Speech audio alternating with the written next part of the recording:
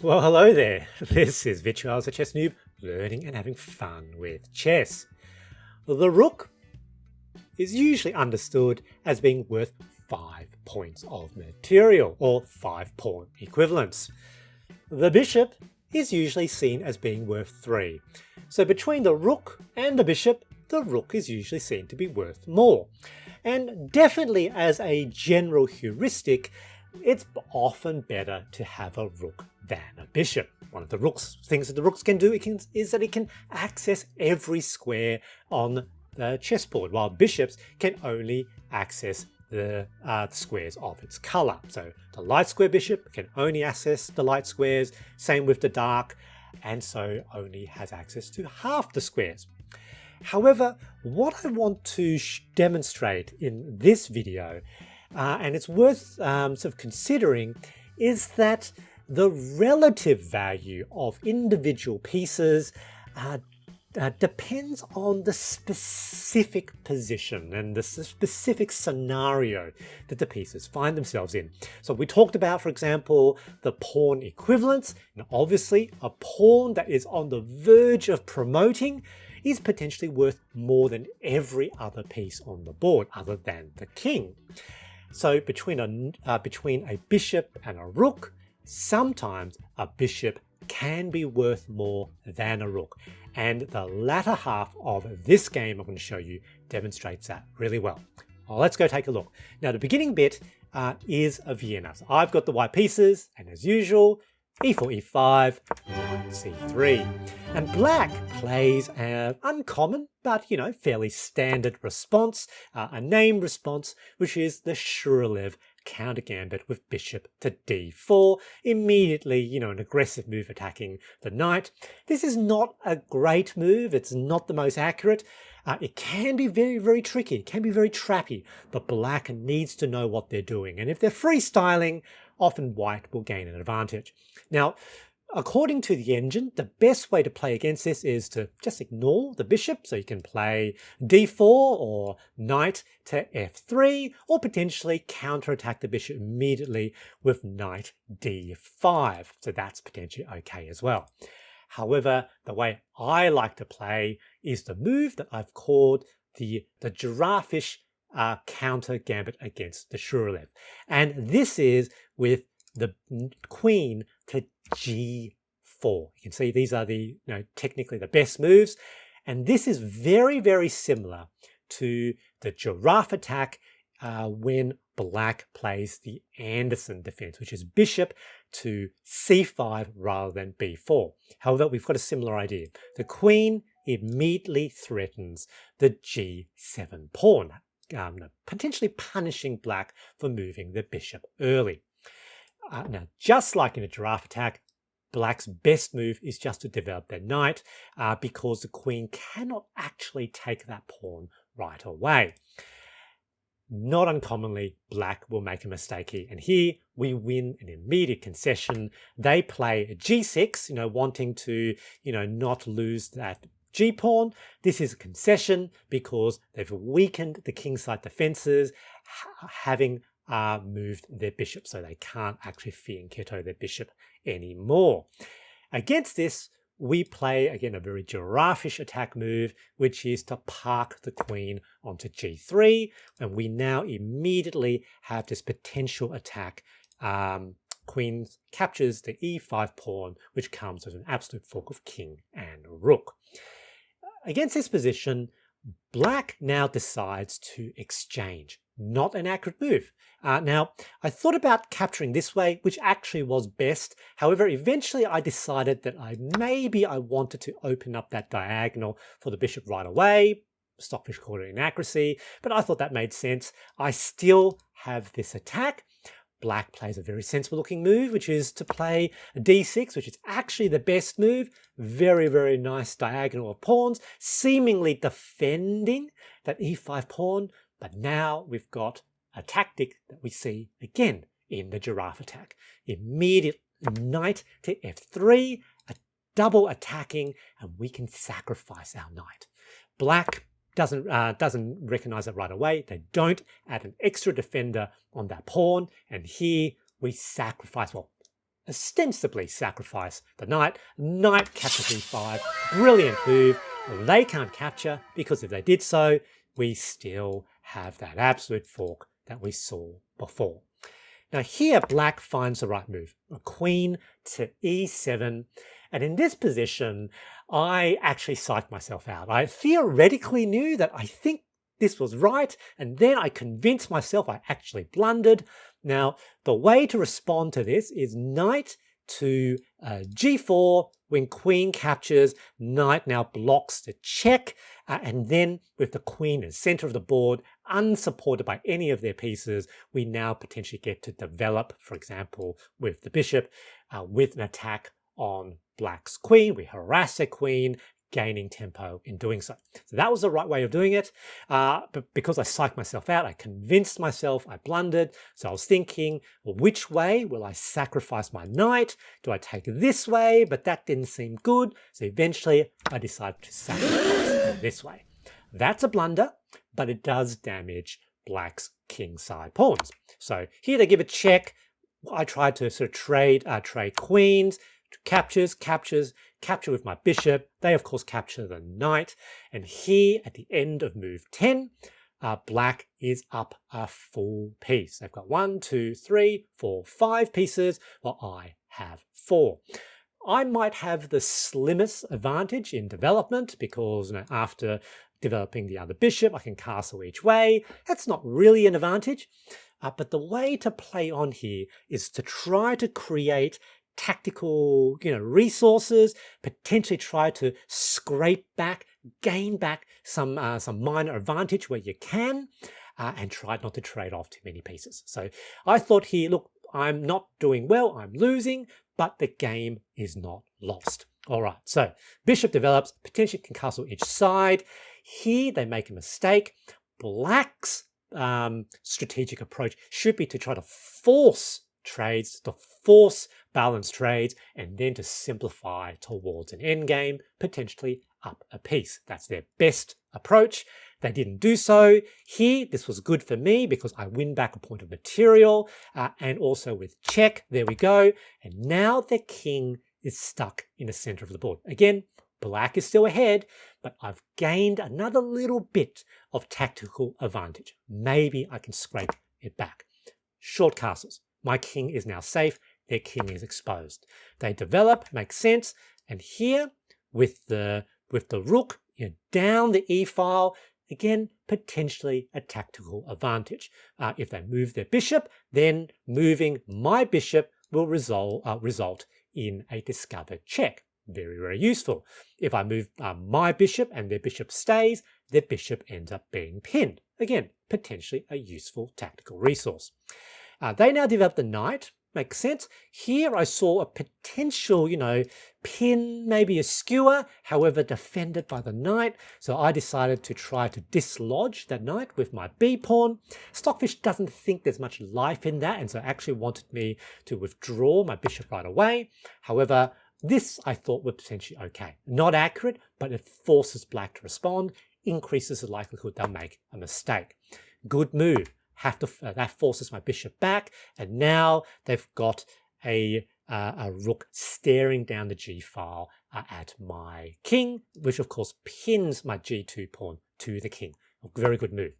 Here they've got a good idea. I saw that a little bit too late. I pushed this pawn. That's a mistake. Should have moved my king because of course that is an absolute fork. I was actually thinking they'll capture this way, a little bit blind to the move, saw this right after I made the move, and it's like, oh no, it's a mistake, have to live with it, and I'm going to have to give up a rook. So there we go. So lost the rook. And here, I still have the bishop pair. So I thought I was still okay. A little bit difficult for these rooks to get into the action when there's still so many pawns left on the board. Interestingly, they try to move the king off the e-file. The right tactical idea, incorrect implementation though. So this is a very complicated position. Like, what exactly is the difference between king d7 or king f7 versus king d8? Looks kind of the same to me. However, at the moment, that was a mistake. I think it went from somewhere around some -4, -4.5 to about -3. So very, very interesting. Again, I claw back a little bit of the advantage, but black is +3 material. They're potentially doing well here. Here, I wasn't too sure what to do. They obviously did have an attack on that pawn, so move that pawn out of the way. I did see this this skewer pin as well. However, I thought, let's move that pawn out of the way first. Didn't want to lose material. Stockfish says, nah, just do the attack. That's very interesting. They now try to push this pawn, obviously trying to push it into the attack. Here we go. Bishop attack on the knight, and ostensibly pinning it to the rook. Here, that was also, of course, a discovered attack. Very good, but they had a check to escape. And here, I like to say that that was a very tricky move. It actually ends up being a very tricky move. It ends up being a clearance sacrifice. I have to admit, when I made that move, I just wasn't thinking. As soon as I made, what was I doing? For some reason, I had thought that the rook was on the f-file. This, of course, loses the pawn. Captures, move the king. And here, we start to see some of the trickiness, some of the difficulties with having two rooks when the board is still crowded. It's very interesting here because, as I said, that was a clearance sacrifice. It gives me a fully open f-file, and here I have another sort of attack down a file on two pieces. The curious thing here is that Stockfish says the best move is actually to move the knight forward and allow a trade for one of their rooks for my bishop. Bishops often have very, very excellent mobility, and a bishop pair often synergizes in a way that is lost when there's only one bishop left. So here, the best move was actually for the knight to move, to lose the rook. Somewhat inhuman move. Black plays a sensible looking move, defending the knight with their rook. However, that's a blunder. It actually loses a full piece because, as I said, a rook f1 double attack. If they move the bishop, I still have that double attack there. So, so this is very, very good for me. They now move the knight and I take the bishop. And now we've at least gone back down to piece equality. So we have equal number of pieces, 3 pieces to 3 pieces. They've got the rook pair. I have the bishop pair. They're still up 1 pawn though. All right, they push forward. Here, I decide to do it this way. I don't really potentially want to open up the h-file. They take, apparently was inaccurate. Better for knight to go here. I capture this way, should have kept the h-file closed. They now move the knight, captures trait. We now enter the endgame, rook and bishop versus the rook pair. And once again, we will see how the bishop and the rook, with all the pieces still on the board, outmaneuvers the rook pair. The thing with the rooks is that they can only move in the cardinal directions, up, down, left, right. And so in aggregate terms, so of the pieces which are left, they can only move as a unit, as an aggregate, only in the cardinal directions. While with the rook and bishop, in aggregate terms, as a unit, together they can move in all directions, cardinal directions and diagonals. Now, if this was a clear board, empty board, definitely the rook pair easily beats rook and bishop. But in this position, have a look at the mobility. Look how awkward it is for black to move their rooks. In fact, how difficult it is for them to make some of their moves, while I actually have a relatively easier time with my bishop and rook. All right, so king forward, defend.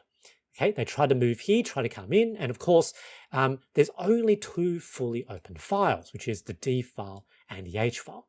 This was the best move. Yep, pinning makes sense, but you can see how that doesn't quite work. I now slide my king forward. I want to move my king forward into board. That's a mistake, but it's difficult for black to actually capitalize on it. They give a check, makes sense. King moves forward. They now try to double up to make a battery. Batteries are good.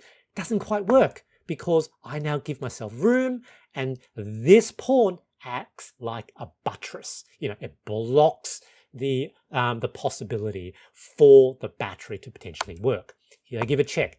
King now to f3. No checks available now. They defend their passed pawn, e pawn. It's a very important piece for them. I've got the passed g pawn. These are potentially our strongest pieces because on the queen side, these pawns face each other. Effectively, they block each other. They potentially are not passed pawns, can't move towards promotion. I now give a check. Notice, defended by the bishop. King moves forward. Now my rook moves forward. Notice that synergy. Okay, the king had to move here. The rook dances forward to d7, still defended by the bishop. For the rooks to defend each other, they have to be on the same file or on the same rank. Difficult when there's a lot of pieces blocking movement. Here, slides past each other. King now is forced forward again. I now push this pawn forward. Again, it's a mistake. Apparently, bishop here blocking the forward mobility of the passed pawn was better. Here, they make a mistake. This was their best move. I now capture this way. They now lose their passed pawn. That was definitely a mistake. And in this position, they give a check, move the king again. King opposition, no possible checks without being defended. In this position, black's best move is to trade one of their rooks for my bishop. So that is literally the best move according to the engine. A demonstration how in a cramped position, a rook and bishop is sometimes better than the rook pair. Now here, I want you to take note of another thing in the position because it's something that's not easy to see. This rook, of course, blocks off the entire 7th rank for black's king. I have 3 diagonal attackers, bishop, king, and the pawn on the 4th rank, which means together they block off the 5th rank. What does this mean? It means black's king is actually trapped on the 6th rank. But because the board looks kind of open, it's not very obvious. The king is at risk of getting mated. Black here doesn't see that, and they think, oh, looks like, I'm going to be gobbling their pawns here. They've got an opportunity to take first, which of course also defends their c7 pawn. They take. It's a blunder. Look at that. Mate into. It's a very lovely checkmate. Pawn to g5. Check. Look at that box around black's king. One legal move, which is king e6. And here we now have bishop to f5. The rook. Two sides of that 3x3 square is covered. The king and the rook cover the opposite corner. And the bishop slices down the diagonal, gives check, and also provides X-ray defense of my rook on d7. Lovely, absolutely wonderful, good game, GG. The big takeaway from this game is to not assume that you've lost if the position is such that you've got a bishop while the opponent has a rook. It does depend on the individual position, and sometimes a bishop can be better than a rook, especially when there are a lot of pieces on the board. I hope you enjoyed this video, and thanks for watching.